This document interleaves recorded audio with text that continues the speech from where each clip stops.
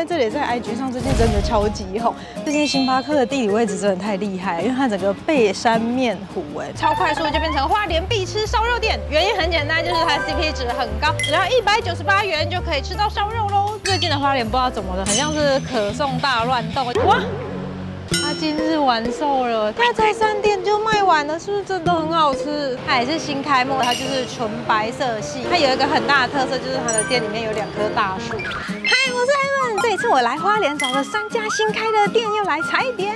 第一个点是不是很明显？因为这里在 IG 上最近真的超级红，可以看到它非常的可爱，很有童话风。星巴克花莲理想门市，据说里面啊有很多特色，我们就一个一个去看看吧。走喽，散步去。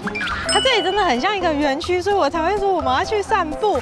第一个就可以看到这里可以搭船看这里游船，全票350元，然后好像还有小火车，是不是很丰富的内容？不过我今天应该没有时间可以搭，就提供给大家参考。如果你们的时间久一点的话，我觉得可以来游湖，很有特色。哎，小火车来了，好幸运哦！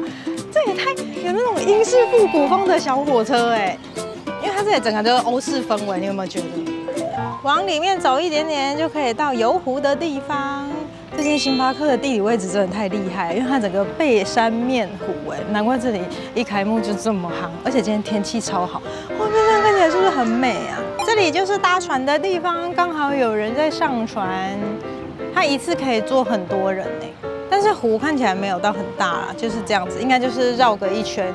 可是我觉得应该会很秀、很漂亮。它旁边种的好像是落羽松，不过现在这个季节不太对。如果它是开满的情况下，哇，用想了就觉得很梦什么？我在讲什么？哇，用想了就觉得很梦幻呐。这里真的很有那种欧式的氛围，但它园区大小大概就是这样了。不过我觉得它有一个很棒的是，它外面就有停车场，所以其实很方便。我今天平日来还有位置，但如果假日的话，我觉得应该就没有，旁边就要去找位置停的。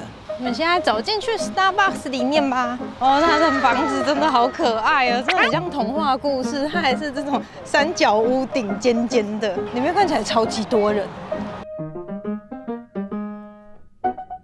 这个是花莲理想门市限定的马克杯，画的是这里的外观，而且还有落羽松这个是550元，然后它旁边当然也有卖一些星巴克的杯子，而且很特别是还有一些包包啊、后背包也有。它里面有分室内跟室外座位区啊，不过一位难求，完全没有位置。这个窗景超漂亮的，它是面湖第1排，室内大概就是这样。我们去室外看看。户外座位区这里还有一个欧式小烟囱，好可爱哦！不知道圣诞节的时候会不会有圣诞老公公从那里下来。我们往这里走，这个 view 真的太漂亮了。 我去买了一个杯子，要送大家当礼物，很简单，就是平常有在留言跟我互动的人就都可以了。随便说你想要说的话，上片后1周我就会抽出得奖者，在我的 IG 上面公布哟。那我们接着去下一个地方，我们去吃烧肉。接着我们来1块烧肉吃午餐，它也是新开的店家，不过超快速就变成花莲必吃烧肉店。原因很简单，就是它 CP 值很高，只要198元就可以吃到烧肉喽。走吧。 它里面的用餐环境长这样，我觉得算是简约有质感。那它是以个人烧肉为主，所以像我现在的位置就是自己就可以烤肉。它这边的低消就是每个人有1份套餐，最便宜的是198，而且有3种可以选哦，有牛五花、无骨鸡腿肉跟猪梅花。那一直到最贵的是628的套餐，是极上 A5 和牛寿喜烧，旁边有一些是单点的，那我就点一个198的来吃看看。现在这边是自助吧的区域，这个是白饭，然后这是小菜，有腌萝卜跟葱花，然后饮料有阿华田、冰沙还有咖啡。这一面也有可乐鸡、冰淇淋跟双淇淋，这边都是无限吃到饱的。如果点198，然后再来这里吃这个冰淇淋，好像也 CP 值蛮高的。现在有一个优惠活动，就是 Google 评论打卡会送一个小份的清酒蛤蜊。我的餐点送上来了，我觉得以198来说，这个肉量还算蛮多的。那我选的这个是牛五花，它有3种口味，原味、黑胡椒跟酱烧。我的这个是酱烧。小菜有3种，腌萝卜跟葱花，就是我刚刚在自助吧那里有看到，可以自己再续。这一份是味噌汤。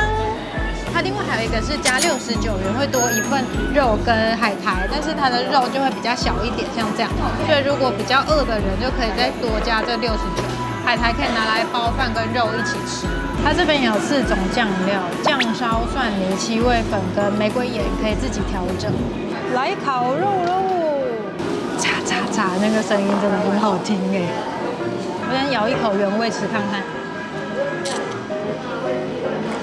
肉质算还不错哦，不会很lớn，然后牛味也适中，但是我觉得它是属于肉跟那个油脂各半的那种。我自己蛮喜欢它的这个油脂的，因为我觉得牛肉带有一点油脂，真的是会比较香。第2块我要包泡菜一起吃。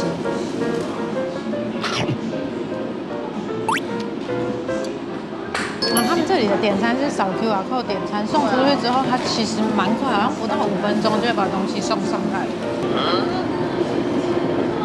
没椒，这个是沾玫瑰盐的。我觉得原味跟玫瑰盐的那个牛味更重。如果你是一个很喜欢享受那个牛味的人，就应该要点原味的。而且我觉得他们的饭算还不错吃，它就是一开始给你一个碗，它饭在旁边，那你可以自己去加，所以可以无限吃。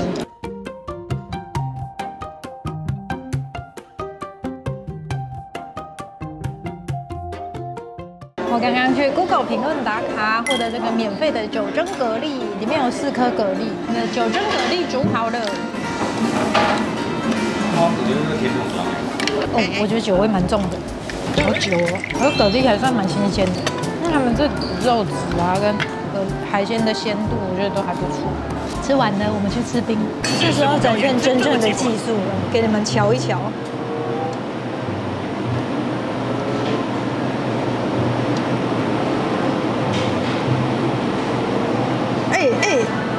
还不错哎，还蛮厉害的吧？甜点之间，那个牛奶的味道也蛮重，有时候我分不太清楚香草跟牛奶，我觉得很像，就是一般的冰淇淋，没有不好吃，但是也没有超好吃。可是我觉得，这样子198吃完，然后以这个结尾，已经很幸福了。我吃饱了，我觉得很好吃哎。虽然那个肉片是真的偏油一点点，不过因为其实分量没有很多，然后又有很多的配菜，白饭也算好吃，所以整体来说我觉得蛮赞的。而且我刚刚结账发现，它不用收10%服务费哎。大家如果有经过花莲市区，或者这里好像是吉安乡，我觉得可以来吃看看，很赞。接下来我们要来到一间罗拉烘焙坊，因为最近的花莲不知道怎么了，很像是可颂大乱斗，就是很多店家都会推出可颂的商品。哇！